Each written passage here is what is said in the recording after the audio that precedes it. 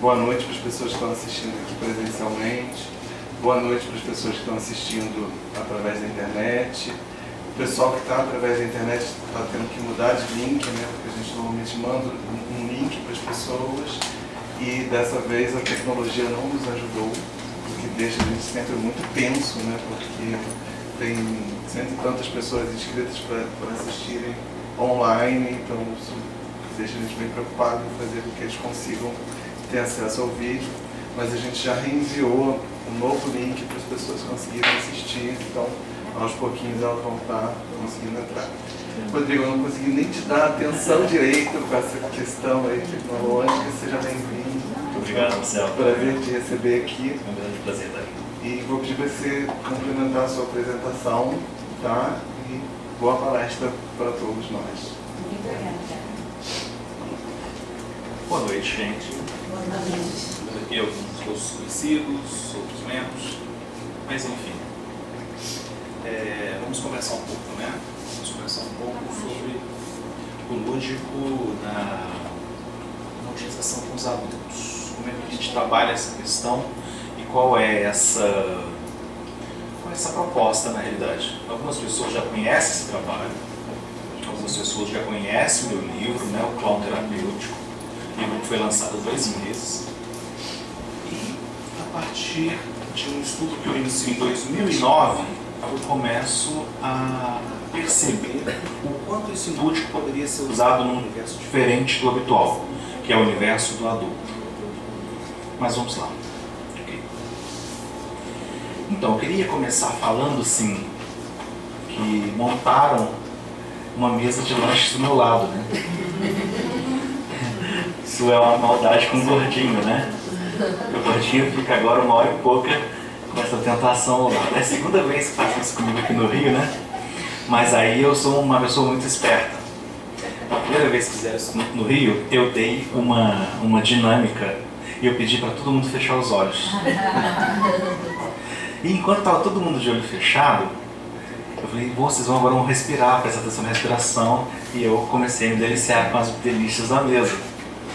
Aí lá pelo 3º ou 4º minuto, né, eu vejo que tem uma câmera me filmando. E eu falo, rapaz, só tá fechado o olho quem tá presente, quem tá ao vivo tá vendo essa malandragem aí. Eu tava bem comendo com a boca cheia e eu acabava de engolir. Então vamos lá, respirem fundo, de atenção. Enfim, nessas brincadeiras a gente cai assim. Fazer o que é meu jeito de ser. Às vezes eu faço algumas coisas sem pensar. É às vezes bastante interessante não pensar. Pensar demais pode ser uma coisa ruim. Pensar de menos também.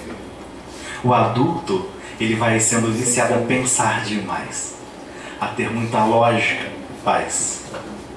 E em cima dessa lógica, ele para de brincar, ele para de fazer coisas como fecha os olhos enquanto eu roubo os salgadinhos. Só que esquece que tem uma câmera filmando, isso é bem uma coisa de uma criança, né? E eu me pego várias vezes na minha vida exatamente fazendo essas coisas, sem jeito, deslocadas e que fazem com que eu passe vergonha de mim mesmo. Foi me vendo assim que eu descobri uma coisa fantástica. Toda vez que eu fazia uma besteira dessa, e eu falava assim, caramba, o que eu estou fazendo aqui? E eu começava a rir de mim mesmo, eu via que eu me sentia melhor e não pior. Ou seja, a brincadeira que eu fazia, ou a malandragem que eu fazia, que é uma malandragem sem nenhum problema, me fazia me sentir melhor e mais feliz e não pior e acabar. Eu falei, caramba, tem alguma coisa interessante nessa brincadeira que se produz. Mas vamos começar do começo. Porque toda história tem princípio, meio e fim, então vamos começar do princípio.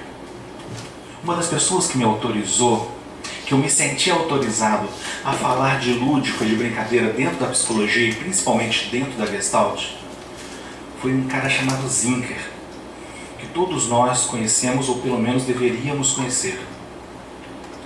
No livro do Zinker, chamado Processo Criativo em Gestalt Terapia, ele fala o seguinte, eu vou ler para vocês. Para que a Gestalt Terapia possa sobreviver, ela deve defender essa espécie de processo integrativo de crescimento e essa generosidade criadora. deve continuar entrelaçando para constituir novos conceitos as várias descobertas sobre a musculatura, as origens arquetípicas e os gritos primais. Se nós, mestres do ofício, esquecermos esse princípio essencial da experimentação criativa, abdicarmos da criação de novos conceitos gestados pela nossa própria audácia e por uma conduta ousada e destemida, a Gestalt terapia morrerá, assim como tantos outros modismos terapêuticos passageiros. Quem disse isso nada mais nada menos foi o Zinker, né? Alguém que autorizou a tantos a fazerem e testarem. Claro que não é só o Zinker, e sim grandes mestres da Gestalt vão convidando que a Gestalt seja algo que se experimente e se crie.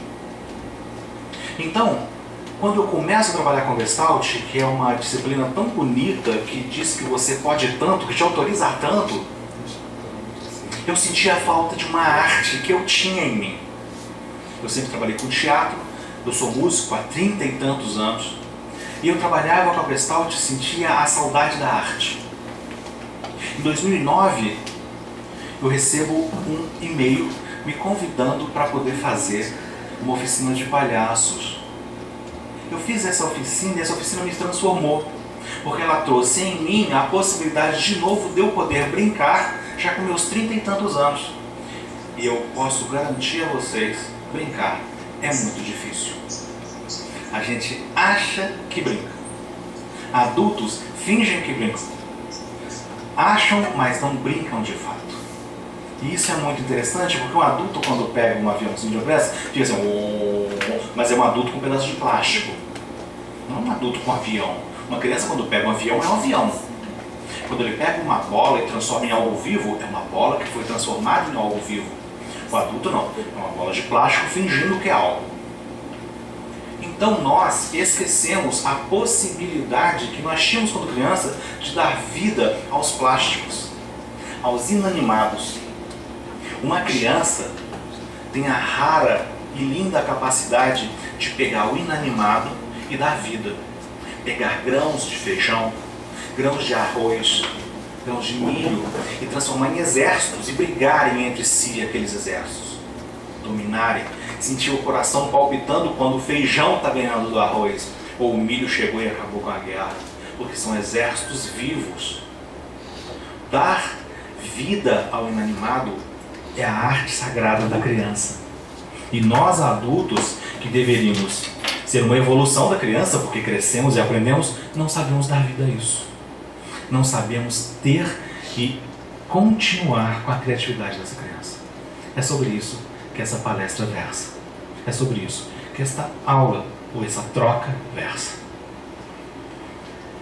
Brincar. O que é brincar? Vamos falar umas coisas técnicas aqui para entender o quanto é séria essa brincadeira que eu falo. Brincar vem da origem do latim, tendo como radical brinco e raiz morfológica vínculo, que quer dizer laço e vínculo. Portanto, brincar refere-se a uma atividade de ligação consigo mesmo e com o outro. É uma atividade de conexão, é uma atividade de contato.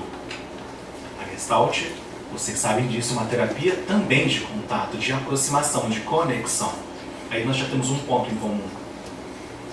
Lúdico, que é sobre o que eu falo, esse lúdico de adultos, mas o lúdico no geral é a origem do latim ludus, que significa exercício, drama, teatro, circo. Essa é a origem da palavra lúdico, né? O lúdico, na nossa sociedade aristotélica, ele vem em oposição a uma palavra que se chama sério. Então, sério é contrário a lúdico. Lúdico é contrário a sério. São palavras opostas e opositoras. Se na nossa sociedade sério é o contrário de lúdico, lúdico não é sério. Mas aí eles inventaram uma palavrinha safada que fala assim, não, mas vamos levar essa brincadeira a sério. Não é levar a sério, ela é séria. Então, uma das coisas que eu combato firmemente é essa palavra opositora, de lúdico e sério. Não pode ser. O lúdico é o sério da criança. É aquilo que não é levado a sério, ou é aquilo que é contrário ao sério. O lúdico é sério. não podem ser usadas e não deveria ser usada como palavras antagônicas, e sim como palavras de identificação. Lúdico é sério. Então a primeira coisa que eu gostaria de pontuar aqui para vocês. Então a nossa sociedade, quando vê a brincadeira no adulto, fala, ele não é sério. Quando um adulto brinca, faz uma coisa lúdica, ele não é sério. Ele se viste de contrapor essas duas palavras. Brincar é sinônimo de falta de seriedade. Você começa a crescer e dizem para você parar de pular, parar de cantar, parar de brincar, parar de ser, parar de sentar assim, sentar assado, parar de inventar moda. Guardar o caroço de milho, de arroz e feijão, porque aquilo só serve para comer. Aprendeu? Isso agora só serve para comer, não se brinca mais com isso. Essa bola só serve para ser colocada no campo, porque ela só serve para ser chutada. Ela não pode mais voar, ela não pode mais dialogar, ela não pode mais ser uma nave espacial. A bola se chuta e joga bola. Isso significa, na nossa sociedade, aprender. Aprender é diminuir a capacidade inventiva das coisas. Aprender é aprender a função do arroz, que é comer, a função da bola, que é chutar, a função de um boneco de plástico que tinha vida no passado e era seu melhor amigo, que é ser guardado no armário para sempre, ou ser dado para outra criança, porque você cresceu. Você já não dialoga com esses objetos. Isso é muito triste. Crescer é um ato triste, sufocante, asfixiante, diminuidor. É bravo pensar nisso, né? Não sei se vocês pensam dessa forma ou se já tinham pensado como crescer com essa visão do perder capacidades, perder criatividade. Vou contar aqui 2 histórias, mas antes disso eu quero falar que o senhor Walter Ribeiro, um cara pouco conhecido na Gestalt, né? O Dr. Walter Ribeiro, talvez um dos grandes ícones da Gestalt no mundo, né? No Brasil, um grande ícone. Ele escreve um livro, uns anos atrás, 2, 3, 4 anos atrás, não me recordo exatamente, chamado O que fizemos, continuamos a fazer, das crianças que um dia fomos.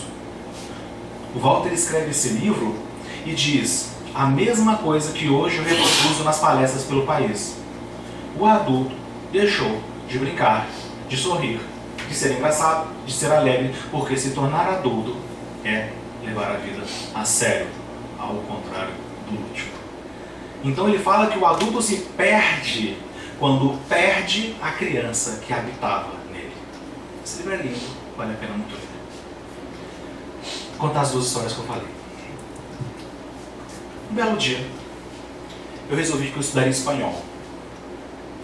Então, quando eu tenho uma professora espanhola, eu sou metida besta, né? Vamos fazer logo a aula com a espanhola. E eu comecei a estudar espanhol com a espanhola. Até aí tudo bem. Só que a espanhola tinha uma criança de 5 anos de idade, Davi. E sabe aquelas mães que naquele dia que o filho está doente não pode ir na escola, falam assim, cara, eu vou ter que levar o moleque na aula do meu aluno. E aparece ela e o filho dela na aula, que era no meu consultório. Tudo bem, eu sou um cara legal, pode entrar, por favor. Vamos para a aula e deixamos os meninos à vontade e eles somem lá para o fundo da sala, do nosso consultório. Ok. Passando 2 horas de aula, cadê o Davi? Cadê o Davi? Cadê o Davi? O Davi estava no banheiro e o banheiro estava alagado. Eu deixei um garoto de 5 anos livre num banheiro. Eu não podia esperar menos que isso. O alagamento foi o de menos, porque eu fui demais, porque quando eu olhei meu vaso, aqueles vasos sanitários baixos, que tem a descarguinha atrás do próprio vaso, ele estava totalmente desmontado. Ele tirou a tampa, ele tirou uma mola, ele tirou uma boia, ele tirou tanta coisa lá dentro que eu nem sabia que um vaso tinha tanta coisa. Ele pega esse vaso, tira esse vaso, desmonta ele todo e faz uma alagação no meu banheiro. A minha professora de espanhol fala, é hoje que eu perco meu emprego. Eu falei, não, tá tudo bem, todo mundo com muita vergonha, então eu falei, tá tudo bem, eu falei, vou matar esse moleque. Mas tudo bem, que é isso, não tem problema, a gente arruma. Aí eu peguei a mola, coloquei a mola, pum, a mola pulou, eu falei, caramba, quebrou isso tudo, não tem jeito, tudo bem, eu chamo uma pessoa para consertar e compro uma descarga nova. Enquanto estou tudo calmo, com vergonha da minha professora com vergonha de mim. Né? Por acaso a professora depois de um tempo virou minha esposa. Fazer o quê? É esse charme, né? Enfim, mas quando ainda não era, estava com vergonha de mim, eu pego o Davi me cutucando e eu falo, fala moleque. E o Davi, posso montar? Aí eu falei, Pode, monta, vai, monta. Ele pega uma mola, pega, e monta aos 5 anos de idade algo que eu não dei conta de montar e achei que estava quebrado. Detalhe, porque o detalhe é que o bacana dessa história, além de ele montar tudo aquilo, ela me explica que o Davi é condenado a uma palavra mágica. Ele é condenado à palavra transtorno do déficit de atenção. Ele é um menino prematuro que nasce de 6 meses com 800 e poucas gramas e tem uma dificuldade para aprender aquilo que é habitual na escola: ler, escrever, fazer contas. Ele não sabe ler, escrever e fazer contas, mas ele monta e desmonta um vaso sanitário como ninguém. E eu descobri alguns outros talentos, como o Davi. Onde está a chave da porta que você sumiu, rapaz? Eu procurei, mas ele encontrou. E o Davi é uma pessoa, um garoto que tem hoje meu enteado, tem a capacidade de construir coisas, destruir também, mas construir, achar coisas, criar universos. Ele pega pedaços de madeira, cacos, papéis. Ele pega a coisa que nós não damos mais valor e cria seus próprios brinquedos. Ele não dá muito conta do carrinho de controle remoto que ele ganhou porque ele usou uma vez e depois jogou para o lado. Ele brinca com plástico, madeira, folha e cria os próprios bonecos, e com esses bonecos ele tem gosto. Um garoto que não sabia ler e escrever naquele momento. Porque a escola olhava para ele e falava: ele tem um atraso, ele pode assistir a aula aqui, mas não tem jeito de aprender nada. Falei: como? Ele aprende tudo. Só que ele não aprende o que é comum na escola de se ensinar. Como ele não aprende a ler, como ele não aprende a escrever, como ele não faz conta bem, ele é um garoto fora do jogo. Felizmente, depois de passados alguns anos, descobrimos uma escola que valorizava, sim, as potências dos alunos. Em Minas Gerais, matriculamos numa escola Waldorf, e essa escola, que olhava para a potência em primeiro lugar, e depois para toda essa métrica de aprendizado, conseguiu conquistá-lo porque ele já estava em depressão. Ele não queria mais ir para a escola. E falaram: o que você é bom? E ele é bom criando. Então valorizaram a criatividade dele primeiramente. E num segundo momento, ele quis aprender a ler, ele quis aprender a escrever, ele quis aprender a somar. Só que isso é uma realidade na nossa sociedade, todos nós sabemos disso. História número 1. História número 2. Falando de crianças, vamos falar de crianças, porque aqui, para falar de adultos, eu tenho que ter as crianças. História número 2. Acontece quando aos 7 anos de idade, a minha filha faz uma redação, tira uma nota abaixo da média, e eu sou chamado na escola para poder entender o que está acontecendo. Chegando na escola, todos os meninos tiraram nota superior, próximas à máxima e máxima, e a minha filha perdeu média, a única redação. Olhei a redação, li, ela tinha 7 anos, falei: professor, tem muito erro de português mesmo. Ele falou: não é isso que eu tiro nota na cidade. Eu falei: então vamos descobrir o que você está tirando de nota. Não, tem uma redação aqui mesmo, por que você tirou a nota? Eu li a redação, li de novo, não estou entendendo. Por que foi tirada essa nota? Ela pegou: olha o que está pedindo a redação. Eu falei: menina com chapeuzinho vermelho, lobo mau, caçador, vovozinha, cesta de maçã, floresta. Cria uma história com esses elementos. Todos, menos um, que é ela, todos menos um, criaram a história, ou recriaram a história do Chapeuzinho Vermelho e tiraram excelentes notas. E a danadinha não criou essa história. Vamos à história da Dona Lívia, minha filha, aos 7 anos de idade. Fiquei amiga do lobo mau, comi todas as maçãs com o lobo mau, não quis visitar a vovozinha naquele dia, foi para a floresta, correram atrás do caçador para dar um pau nele e expulsaram o caçador da floresta. Essa é a história que foi premiada com uma nota baixa. Vamos averiguar o que aconteceu. E a professora ainda virou e falou assim: percebe que ela está fazendo um vínculo com o mal?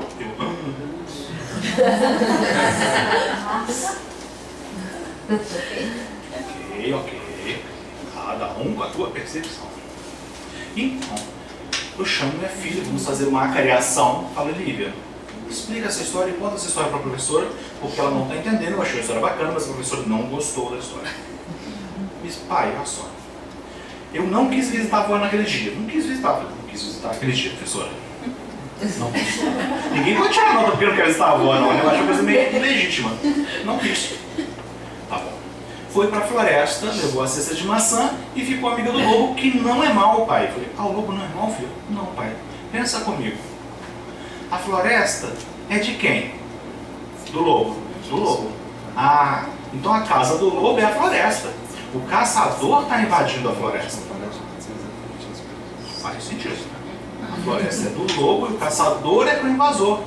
O caçador entrou dentro da casa do lobo para caçar o lobo, pai. Não é errado caçar bicho? Erradíssimo, filha. Não pode caçar bicho. Na floresta não é menos. O Ibama cala contigo.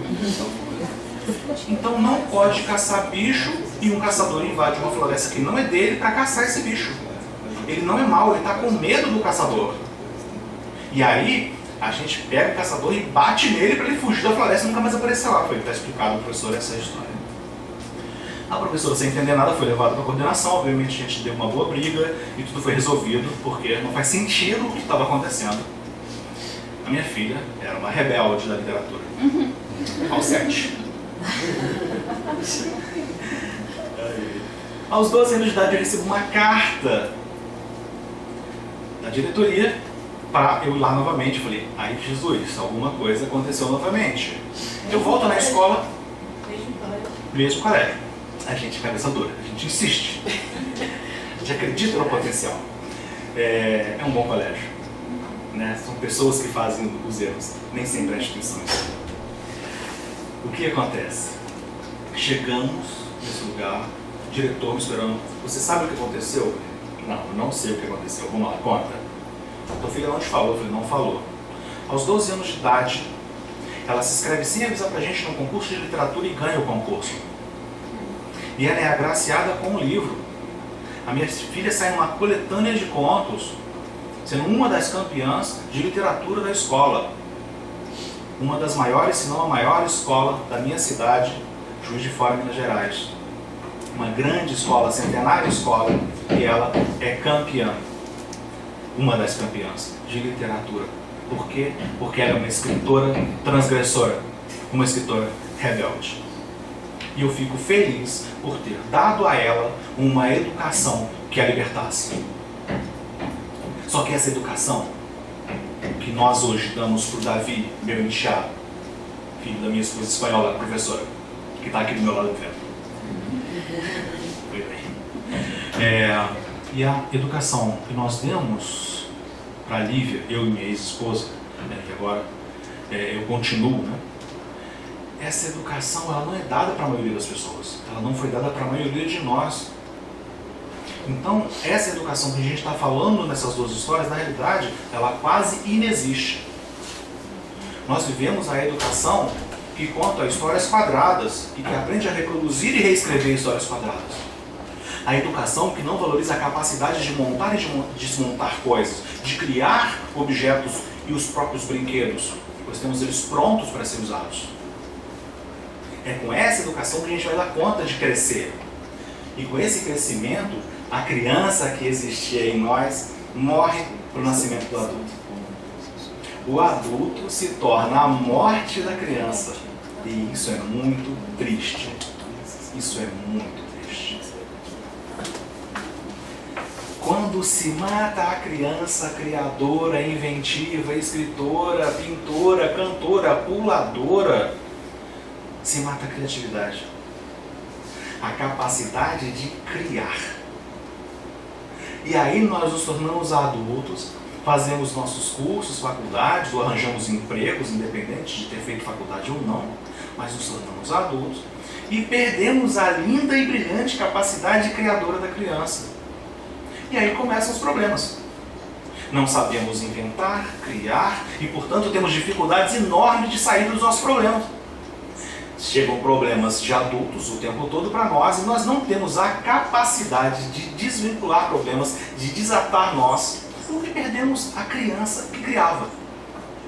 O adulto se torna rígido, duro, chegam 1000 problemas para ele e ele já não dá conta de resolver. Para alguns chegam muitos problemas, tantos que ele adoece.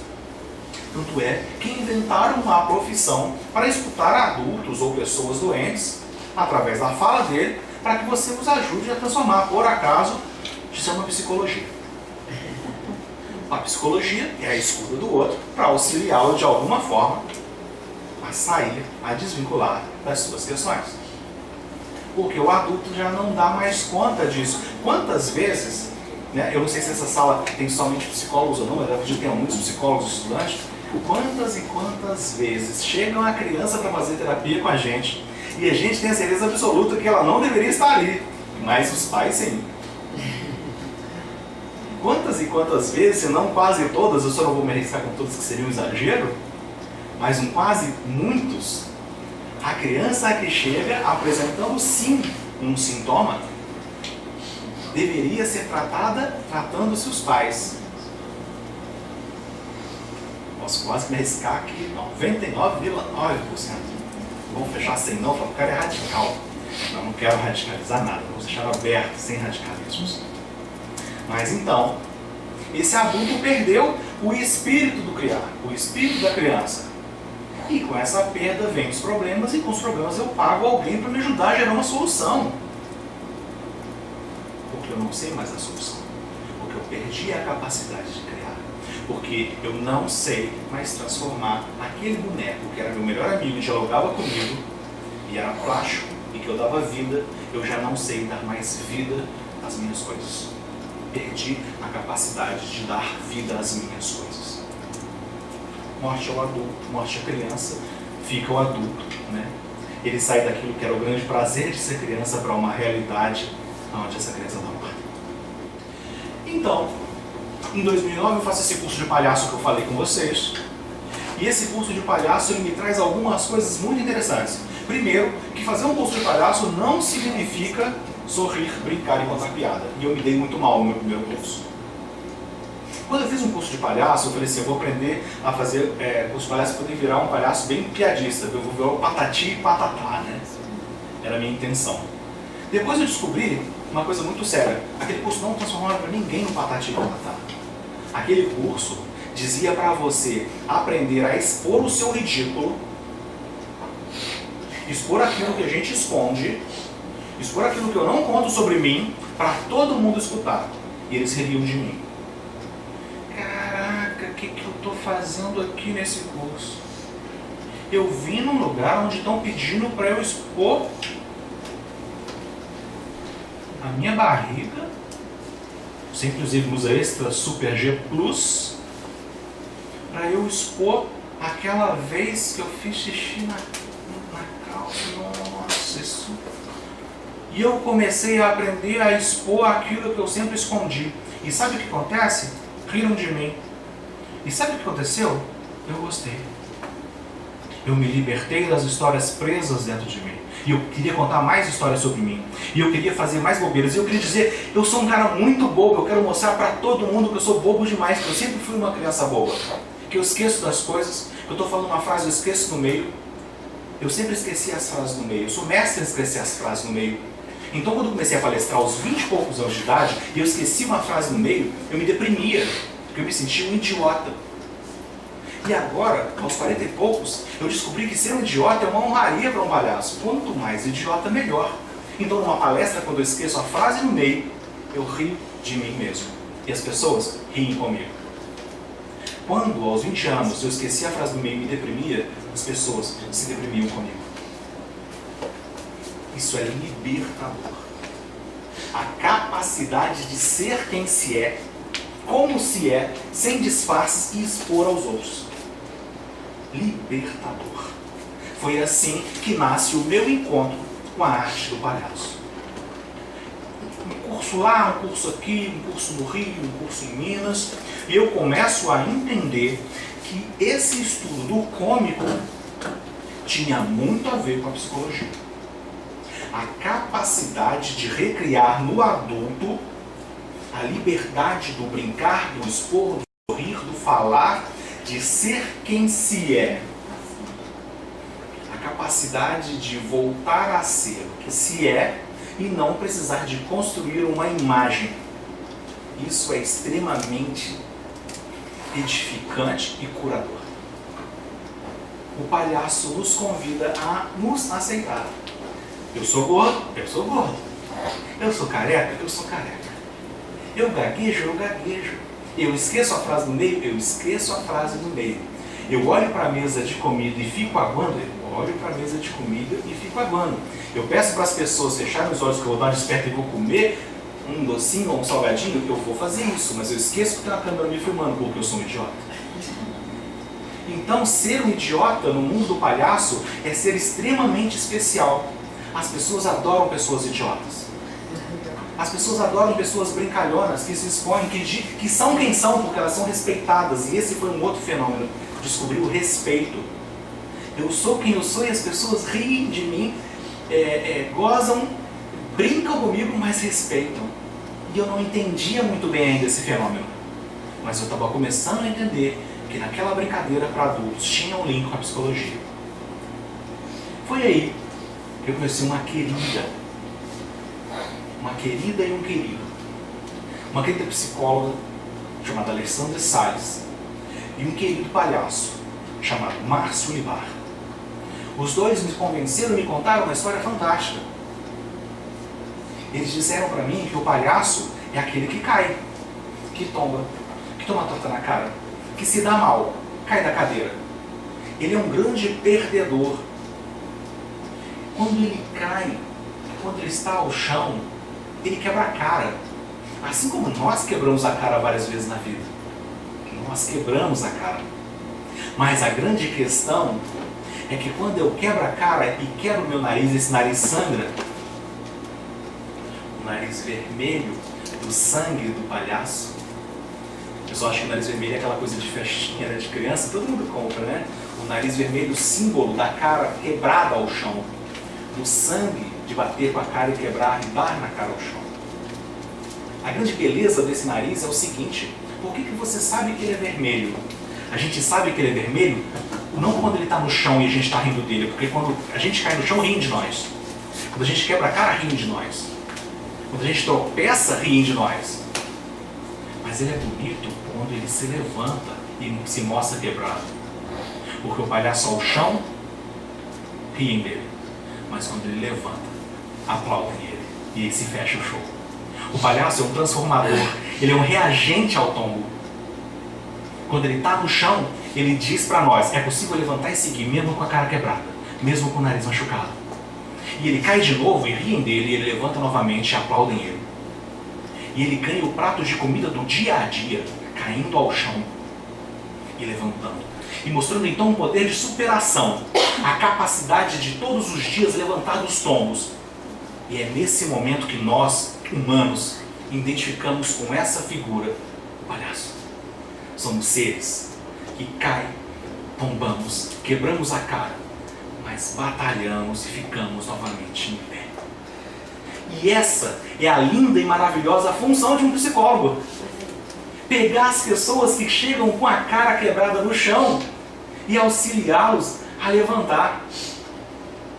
É fantástica a semelhança de um palhaço e de um psicólogo, com todo respeito ao palhaço. Com todo respeito. Porque o palhaço muitas vezes age de uma forma muito mais bonita. Tem uns psicólogos mais durinhos, né? Tem a dificuldade às vezes de brincar, de chegar, de se aproximar, né? Poxa, nós sabemos que tem linhas que mantêm até muitas distâncias. Felizmente a Gestalt mantém a aproximação, e contata, e ri, e abraça, e constrói laços. Então, eu, quem está escutando essa palestra não é Gestalt terapeuta, conheça a Gestalt. Né? Porque uma Gestalt é uma coisa fantástica, essa aproximação que ela promove é uma coisa linda, né? E ela se assemelha a esse universo do palhaço superador, porque nós terapeutas fazemos isso. E quando eu entendi esse link, eu escrevi o meu livro, O Clown Terapêutico. Esse cara sou eu. Que fala exatamente essa história que eu estou contando, só com um pouco mais de página, um pouco mais de técnica, um pouco mais de teoria, mas é um livro muito leve. É um livro muito leve, é um livro muito gostoso para ser lido por psicólogos, mas para outro, por palhaço, por todo mundo que quiser entender. Isso que eu estou falando aqui, que é muito fácil de ser entendido. A intenção não é complicada, tem só simplificar. O próprio Pius já falava. A gente às vezes dificulta demais as coisas. As coisas que eu falo, eu quero que as pessoas entendam. Então eu escrevo para que as pessoas entendam. E não para mostrar que, nossa, eles não entenderam nada, eu sou muito bom, né?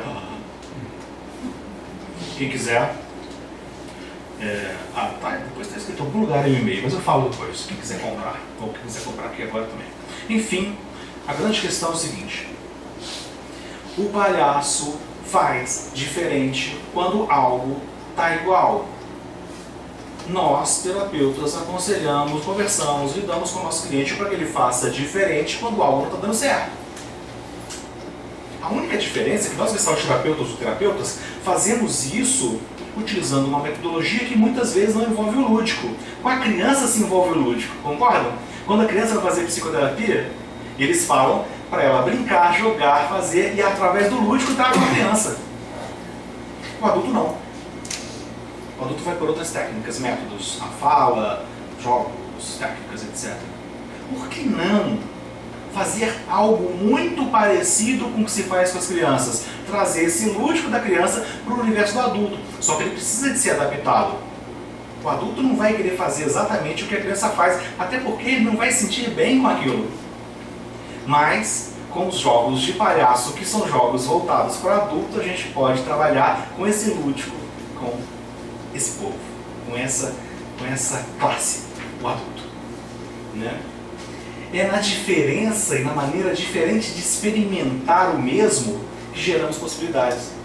A capacidade de fazer diferente sobre o mesmo. Né?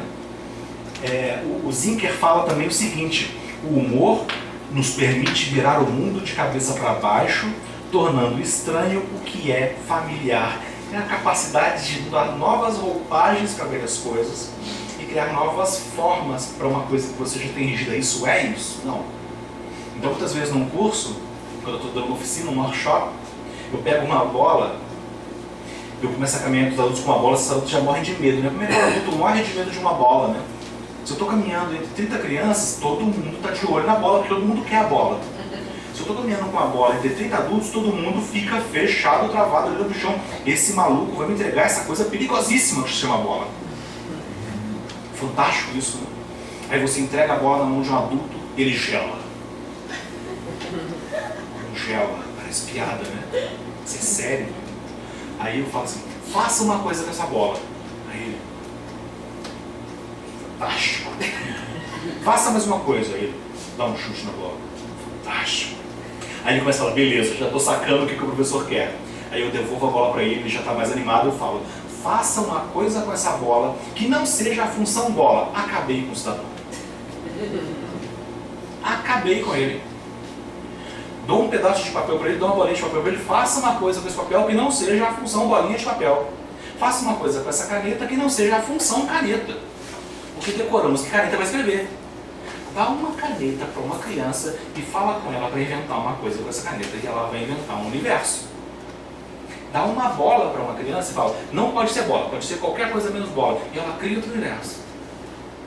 Dá uma banana para uma pessoa e fala: não é fruta, não pode comer. Ela vira outro universo. O adulto pega a banana e fica assim: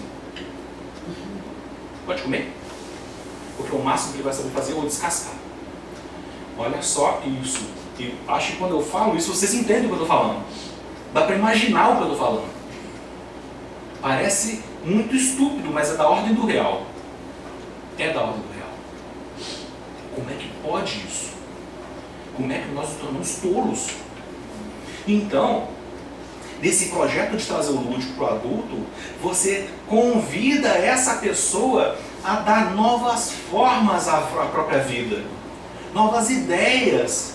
Pegar uma simples bola e falar: cara, cria algo em cima disso. Porque se você não consegue pegar essa bola e transformar ela num avião, numa coisa diferente do que uma bola, como é que você vai resolver o problema da tua empresa?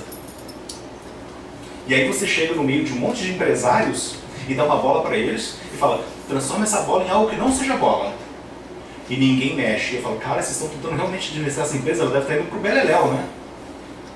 Porque eu preciso de criadores e de criatividade quando eu tenho uma série de pessoas que geram a empresa. Às vezes eu brigo com o patrão, falo, demite todo mundo, ninguém sabe fazer uma bola funcionar aqui. Parece piada, eu falo às vezes num tom engraçado, mas é extremamente sério. O lúdico igual a sério. Ah, ele é muito brincalhão, Rodrigo. Eu sou brincalhão. Eu amo brincar, mas eu sou sério. E o que eu falo é triste, não é alegre. É a perda da capacidade do adulto. É muito triste isso.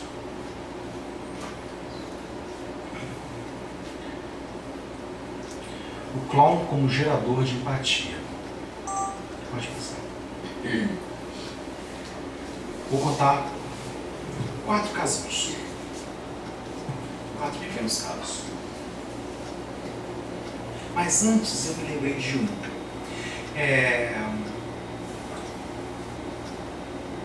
Algumas pessoas já escutaram essa história, mas eu faço questão de contar novamente. A Lilica é uma palhaça de hospital. Vocês sabem o que é uma palhaça de hospital? Sabe?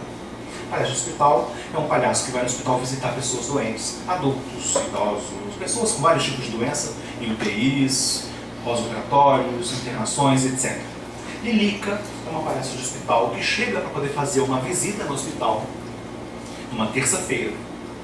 E a enfermeira a bloqueia na entrada dizendo: hoje não, Lilica, hoje não vai ter visita. Está tudo muito triste aqui dentro da UTI. Tem um garoto que está 1 semana com os braços amputados, tentando se recuperar. Não conversa, não come, não fala com ninguém, não fala nem com os próprios pais. Enquanto a enfermeira explicava isso para a Lilica já tinha saído correndo e já estava dentro da UTI. A enfermeira, como não pode correr, teve que ir andando. A Lilica já saiu correndo. E já estava pulando em cima de maca, como era habitual. Corria, mas ela corria com um momento e um objetivo especial. Ela tinha que ir atrás de um menino especial. E ela achou esse menino. O menino por volta de seus 7, 8, 9, 10 anos de idade, não sei como é o caso, né? Que conta um ponto, aumenta um ponto. Mas ela achou o menino. E ela olha para ele, séria, coloca a mão na cabeça e fala: moleque, cadê teus braços? Tu perdeu esse... A tua mãe vai te matar, moleque. Tua mãe vai acabar com a tua raça. E aquele moleque estava catatônico, parado, sem mexer, sem comer, sem trocar, sem viver. Arregala o olho dessa mãe: perdi não, dona. Se comunica. O que aconteceu é... Não fala mentira não. Moleque, tu tem uma cara de mentiroso. A tua mãe já viu se ela vai acabar. Vamos achar esses braços agora. E sai correndo, e pula a maca, e sobe de maca, e desce de maca. E tudo quanto é enfermeiro, médico, pessoa que está no hospital adulto chorando, e as crianças tudo rindo. Esquisito, né? Uma classe chorando, outra classe rindo. Mas era isso que estava acontecendo. Os adultos chorando e as crianças rindo, porque estava engraçado. E o moleque tentando explicar para ela: não, dona, não, dona, não, dona. E ela ficou assim durante uma meia hora até que ela foi embora. Falou: eu volto daqui a 2 dias. E ai de vocês não aparecer com esse braço. E ela foi embora. E aquele menino catatônico, que não comia, que não falava, que não se comunicava, chamou todo mundo para contar aquela fantástica história da menina que não sabia aonde estavam os braços. E então ele comeu. E então ele riu. E então ele se preocupou. E ele disse para a enfermeira: nós temos que arranjar uma forma de contar para essa moça que eu passei por uma cirurgia e amputei meus braços. E ele tomou consciência claramente do que estava acontecendo. Quando chega aos pais, ele conversa com os pais: pai, mãe, olha o que aconteceu. Doutor, olha o que aconteceu. Psicólogo, olha o que aconteceu. Assistente social, olha o que aconteceu. Faxineiro, olha o que aconteceu.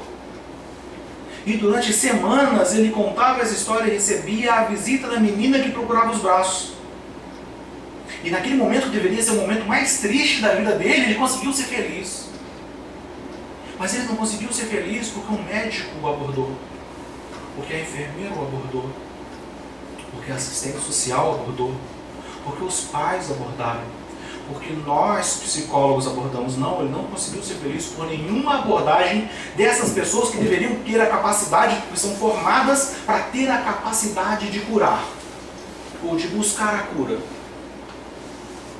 Mas ele foi transformado pela fala e pela brincadeira simples e amorosa de uma palhaça.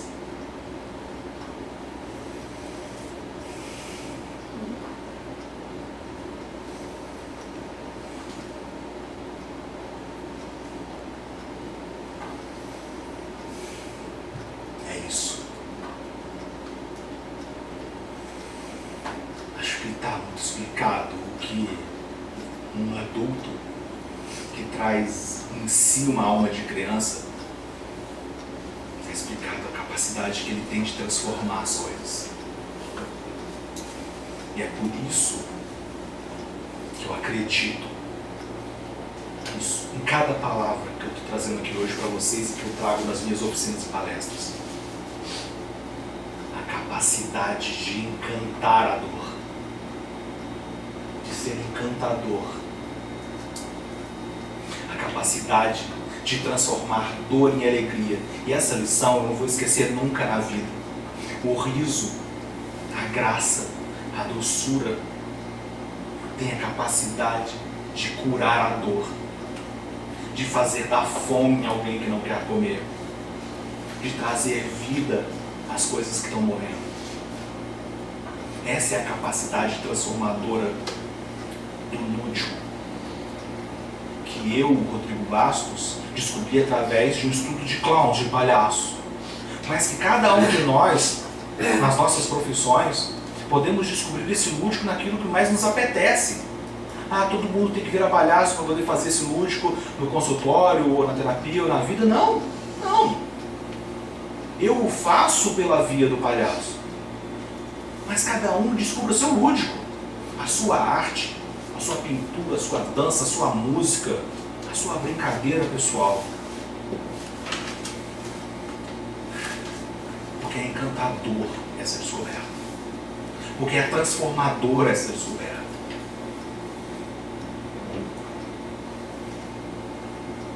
Não vou me demorar muito mais, mas eu quero contar 4 pequenos casos. 1, 2, 3, 4. Chega uma senhora para mim dizendo que não teve uma boa infância, que era a filha mais velha de vários filhos e por ser a mais velha, teve que ao nascer os irmãos começar a cuidar dos irmãos e ela foi perdendo a infância rapidamente. Nunca brincou, nunca subiu numa árvore direito, não teve bonecas, cuidava dos irmãos mais novos. E mesmo que eu não acreditasse, você imagina, ela me disse que aos 50 e tantos anos nunca tinha virado uma cambalhota. Ela errou quando disse isso. Você está falando sério? Vem cá. Caixa aqui comigo. Vamos conversar aqui embaixo. Costa o queixo. O que é isso? Relaxa. Relaxa. Ah, não vou virar uma cambalhota, não. Vai. Eu vou ter... Não, olha só. Calma. Eu já li no Google. Não existe morte por cambalhota no mundo. Pode bater no Google. Não existe ninguém que morreu porque virou uma cambalhota no mundo inteiro. Não tem isso. Tá? Então, abaixamos. Colocamos o queixo no peito. E giramos.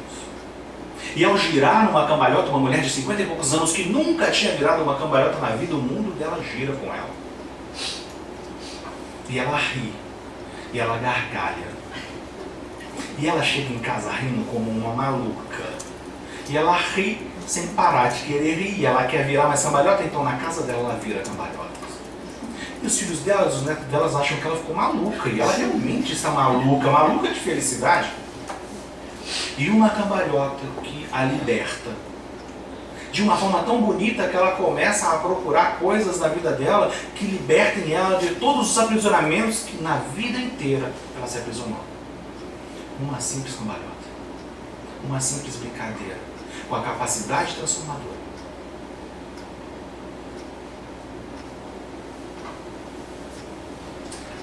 Aquela senhora chega e diz para mim: a vida está muito difícil, Rodrigo. Muito complicado. A gente chega a certa idade e vai perdendo a graça a certas coisas. E a cada encontro que eu tinha com aquela senhora, ela falava muito pouco dela. Então, um belo dia, chego eu atrasado, morrendo de fome, lembra um gordo, café, fome, manhã, e peço para ela segurar 5 minutinhos que eu precisava de tomar um café, senão eu ia atender ela com mau humor. Aquela moça vira para mim e fala assim: eu posso passar um café para você? Eu penso, claro, vou para a cozinha. Fomos para a cozinha do consultório e assentei na mesa e ela passou um café. Enquanto ela passava o café, ela falava da vida dela, como nunca tinha falado antes em outro lugar.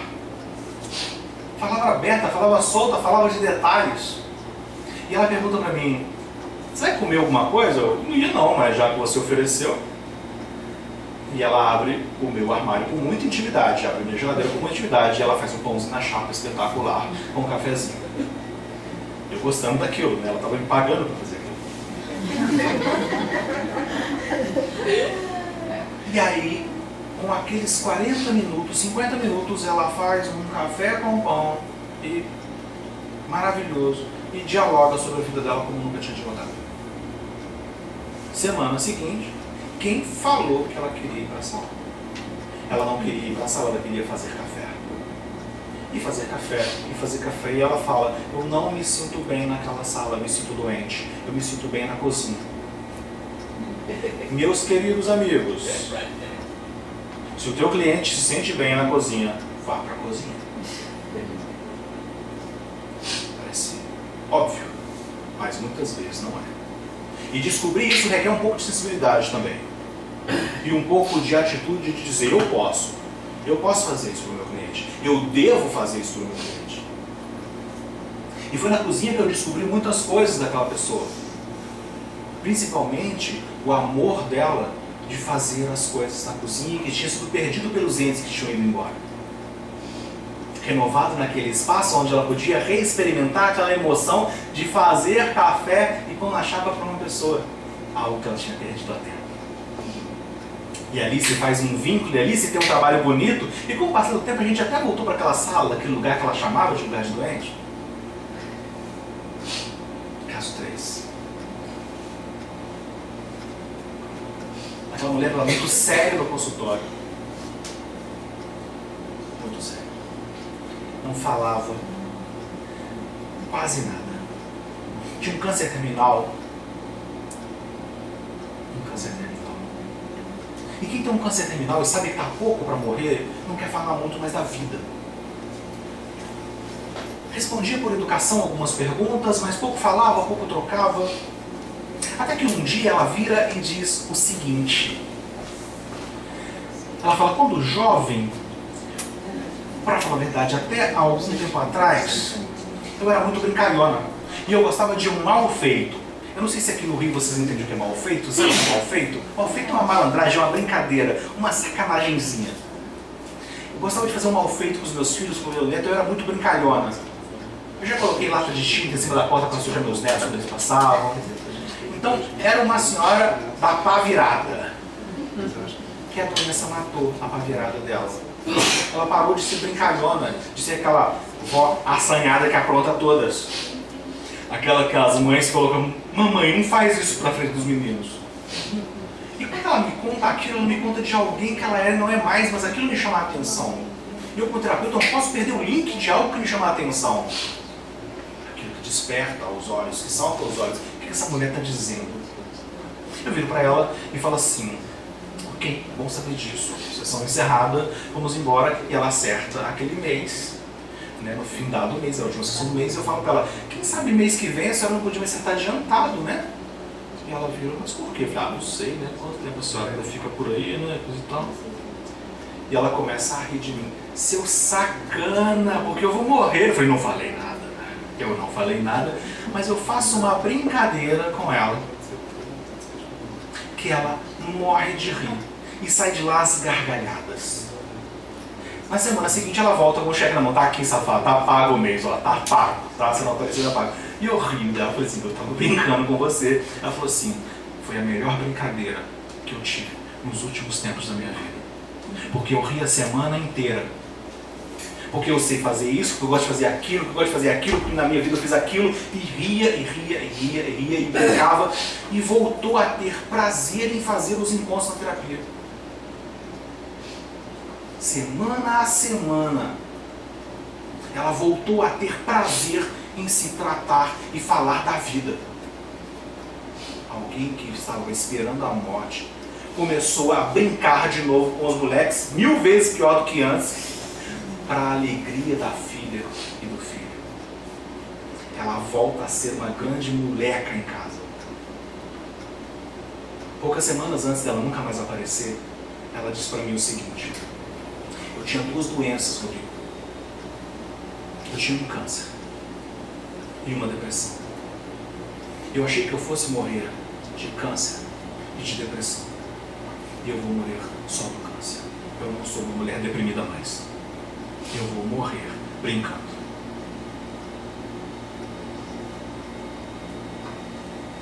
A quarta coisa não é uma história. É o trabalho que a gente apresenta na empresa que hoje eu intitulo de Arte de Ser Grande. Trabalho juntamente com a minha esposa, que também é estudante de psicologia, que me acompanha nos meus trabalhos e faz lindamente junto comigo uma parceria, onde nós, de uma forma lúdica, utilizando esses elementos do palhaço, utilizando todo o trabalho, temos as oficinas, temos as palestras, temos os jogos lúdicos, e um dos maiores jogos que nós temos, chamado Jogo do Picadeiro, mostra para os psicólogos, os terapeutas, para as pessoas que querem compreender como funciona esse lúdico nos adultos, como se faz. Mas eu sou um cara do mal. Eu não vou ensinar uma pessoa como se faz sem ter na própria pele essa experiência. Então, no Jogo do Picadeiro, as pessoas que querem aprender a ser terapeutas, elas experimentam na pele a delícia e a dificuldade que é o lúdico em si próprios, como algo do poder transformador. Porque se eu não sei usar o lúdico na minha vida, como é que eu vou tratar alguém? Seria muito cara de pau. Então, o Jogo do Picadeiro é um dos trabalhos que eu desenvolvo. Esse livro fala também, tá? Quem quiser realmente conhecer esse livro, o Clown Terapêutico, tá? O e-mail para compra, o Clown Terapêutico, o Clown Terapêutico, o clown é palhaço, tá? O Clown Terapêutico, @gmail.com. Tá aqui, ó, o Clown Terapêutico, @gmail.com. Pode conhecer esse trabalho, manda e-mail pedindo, tá? E é isso. Eu queria agradecer profundamente. Não tô, quem foi? Pergunta online. Ah, tem pergunta online. Ih, rapaz, vamos para pergunta online. Então vamos responder online. O que é a pergunta? Camila Medeiros, a pergunta dela é: como manter um potencial criativo sabendo que as instituições aniquilam esses potenciais? Como manter um potencial criativo sabendo que as instituições aniquilam os potenciais? Aniquilando essas instituições. Vamos, pais, psicólogos, educadores, professores, aniquilar as instituições que aniquilam o potencial criador. Vamos colocar os nossos filhos em instituições que estimulam esse potencial. Vamos colocar nossos filhos em psicólogos, terapeutas e pessoas que tratam usando este potencial, para que os nossos filhos não passem por essa transformação da morte da criança. Porque nós adultos já estão tudo morto, a gente vai ter que renascer. Mas a criança ainda está viva. Então como se faz? Dessa forma, aniquilando instituições, brigando, exigindo trocas. Nós somos muito acomodados. Nós sabemos que as instituições aniquilam com os nossos filhos e calamos a boca. Nós somos muito acomodados. É dessa forma. Tem mais. Maísa Oliveira, como dar vida à criança interior em adultos que acreditam que não são criativos e que não se dão a chance a descobrir seus potenciais? Ok. Acreditam que não são criativos. Acredite, realmente não são. Então a primeira coisa é tomar consciência em si. Eu não sou criativo. Eu matei isso em mim. Entendeu?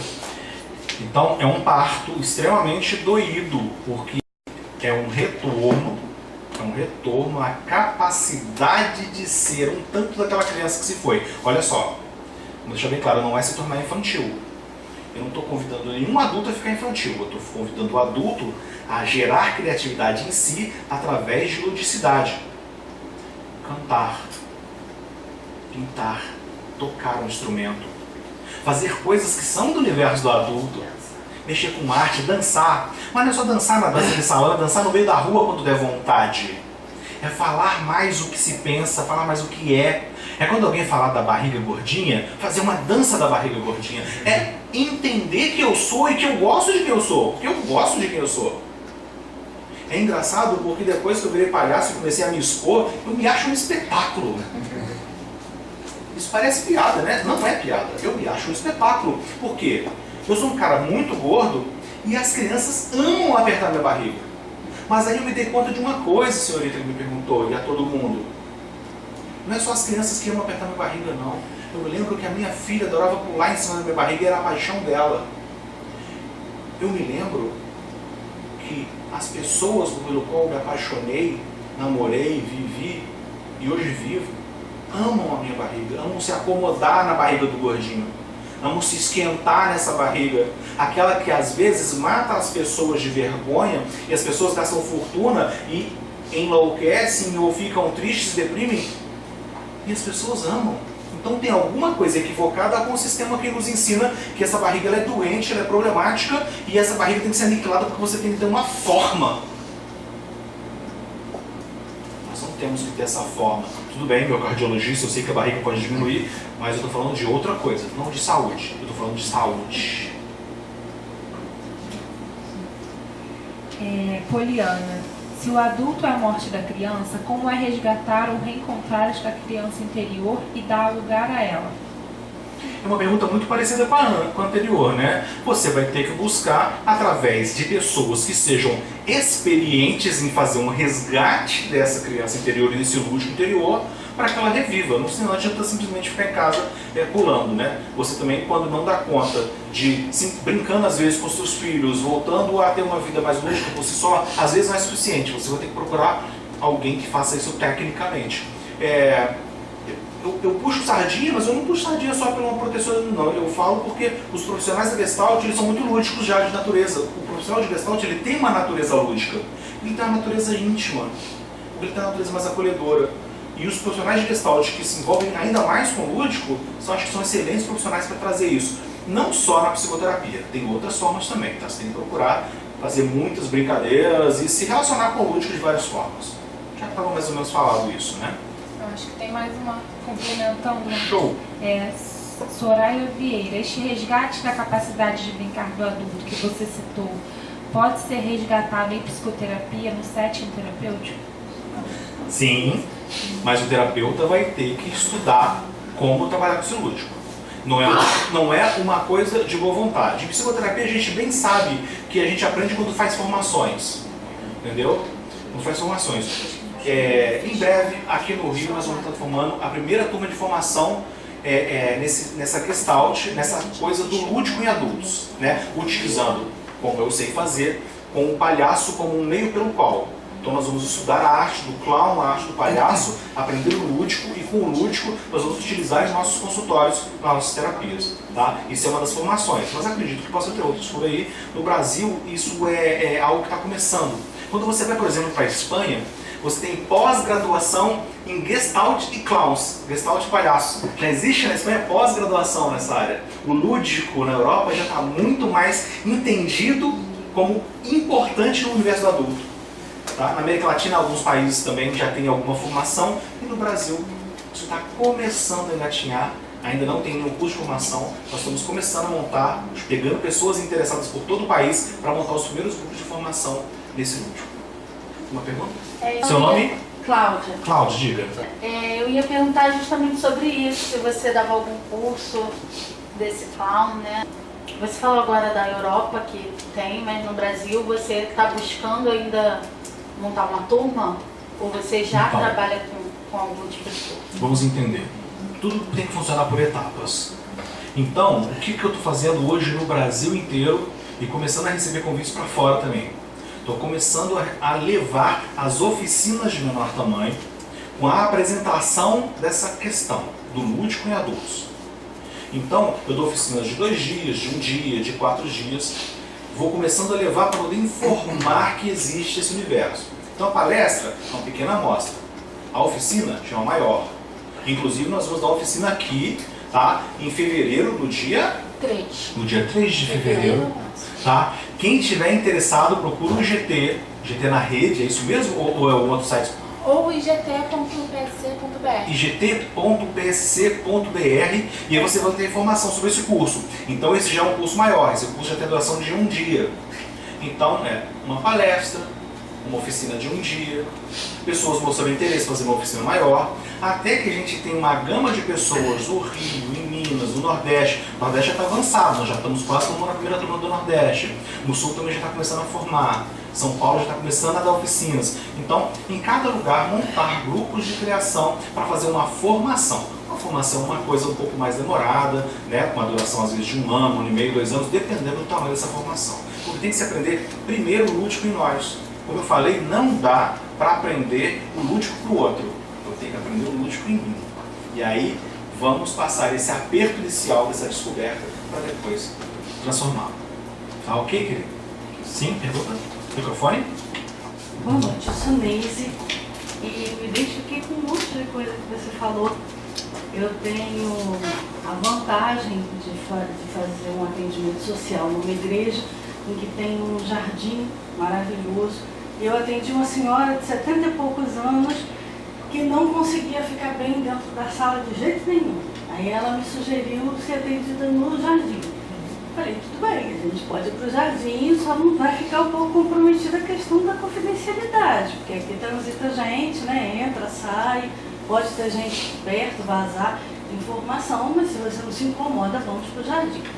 Começamos a atender no jardim, aí teve um dia que ela pegou muito frio, ela aceitou ficar na sala com a porta aberta, e devagarinho hoje ela fica na sala numa boa, com a porta fechada, a cortina fechadinha, numa boa. Mas ela não conseguia falar da infância dela de jeito nenhum. Ela só chegava no máximo até a adolescência. Da adolescência para trás não vinha nada. O máximo que ela lembrava era dela dançando com os pais, numa faixa de uns 5, 6, 7 anos, dançando. A família saía para dançar. E a família toda junta dançando. E essa dança era recorrente, era o máximo que ela trazia. E eu perguntei, vocês dançavam gato forró? A gente dançava muito forró, todos adoravam dançar forró. Caraca, isso ficou na minha cabeça, fiquei futucando, fui procurar forró, fosse da época dela, mais ou menos, onde ela morava. Consegui alguns forrozinhos, nem todos daquela época, mas alguns forrós e um forró mais ou menos do tempo dela. Aí chegou na sessão seguinte e falei, queria te propor uma coisa, vamos fazer uma coisa diferente hoje? Eu vi que você gosta de dançar, né? Vamos dançar? Ah, tô com dor na coluna, tô com dor na perna, tô com dor... Não, se você sentir dor, a gente para. Que quando você estiver bem, a gente dança. Senão a gente para. Dançando a sessão inteira. Dançando forró a sessão toda. E ela conseguiu lembrar de um monte de coisa. E a partir dali ela começou a trazer um monte de coisa da infância dela. E foi super gostoso. E até hoje ela fala, mas você dançou forró comigo aí, vamos dançar forró? E eu vou, né, prometi a ela que a gente vai dançar forró, porque eu era dessa. Teve uma vez que eu até chamei a filha dela, vamos dançar forró junto, vem, ela quer dançar forró com você. Chamei a filha que faz psicologia também, chamei a filha para dentro, vamos dançar forró. E assim eu consegui desbloquear alguma coisa. Eu suspeito que tem alguma coisa de abuso nessa infância, que eu ainda não consegui acessar, mas ela já trouxe muito conteúdo. Então, como é que é seu nome mesmo? Neise. Neise. A Gestalt, além daquela coisa da conversa frente a frente com o cliente, nós utilizamos de técnicas, de muitas técnicas. Mas existe a técnica pela técnica, que aqueles shows que as pessoas dão só para demonstrar algum tipo de serviço, isso não nos interessa. E existe a técnica com contexto.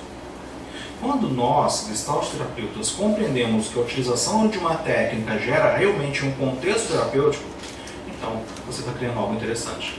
Se com a sua cliente a sua técnica teve um contexto terapêutico, então você fez uma técnica lúdica que revelou e trouxe algo importante para a terapia. Aí sim nós temos uma técnica com sentido.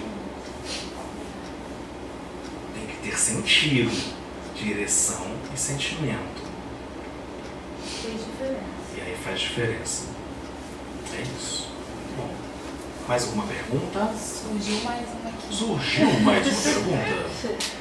Arthur Vitor, você também utiliza outros tipos de arte-terapias além da teatral circense nessas oficinas? Então, aí eu pergunto nas minhas oficinas, o que vocês fazem da vida, gente? Aí as pessoas falam assim, eu faço psicólogo. Eu falei, mas... Psicólogo. Eu sou psicólogo. Eu sou palhaço. Eu sou músico. Eu sou professor de teatro e faço teatro. Eu canto. Eu tenho CD gravado até em latim. Por que o ser humano aprende latim para gravar um CD? Eu não sei. Mas quando dizem para mim, cara, precisamos de alguém para cantar um CD em latim, eu fico alucinado para aprender latim. E aí eu resolvi aprender também espanhol, porque eu já não estou sossegado. Então aprendi espanhol. E aí eu descobri que a minha mulher me deu um calote. Porque ela não é espanhola, ela é catalã. Então ela fala uma língua diferente dentro da Espanha. E eu tive que começar a aprender catalão, que é um negócio extremamente complexo. Mas cara, se alguém aprendeu cantar em latim e catalão, é outra coisa. Eu sou cozinheiro. E eu cozinho muito bem. E eu sei brincar. Eu brinco muito bem. Então quem eu sou tudo isso.